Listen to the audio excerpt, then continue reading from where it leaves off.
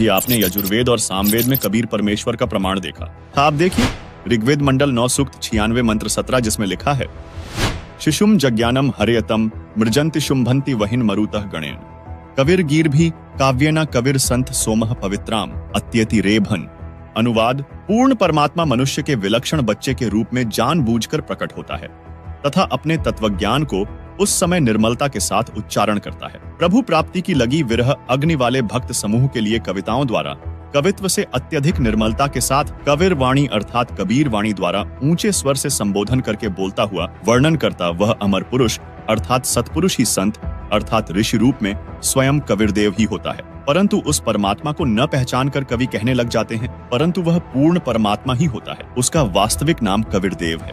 यही प्रमाण ऋग्वेद मंडल 9 सूक्त 94 मंत्र 1 में है, जिसका भावार्थ है कि जो सर्वशक्तिमान परमेश्वर है वह कवियन व्रजम न अर्थात कवियों की तरह आचरण करता हुआ पृथ्वी पर विचरण करता है। उसी परमेश्वर के विषय में ऋग्वेद मंडल 9 सूक्त 94 मंत्र 3 में कहा गया है कि जो परमात्मा कवियों की भूमिका करके सत्य भक्ति भाव को परिपूर्ण रूप से प्रदान करता है वह कबीरदेव अर्थात कबीर परमेश्वर है।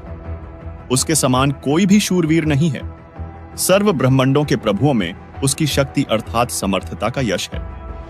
वही आगे ऋग्वेद मंडल 9 सूक्त 96 मंत्र 18 में कहा है ऋषिमणा या ऋषिकृत स्वर्षाः सहस्त्राणि था पदवीह कविनाम तृतीयम धाम महिषा शिशा संत सोमह विराजमानु राजतिष्ठु। अनुवाद: वेद बोलने वाला ब्रह्म कह रहा है कि जो पूर्ण परमात्मा विलक्षण बच्चे के रूप में आकर प्रसिद्ध कवियों की उपाधि प्राप्त करके अर्थात एक संत या ऋषि की भूमिका करता है, उस संत रूप में प्रकट हुए प्रभु द्वारा रची हजारों वाणी संत स्वभाव वाले व्यक्तियों अर्थात भक्तों के लिए स्वर्ग तुल्य आनंददायक होती है।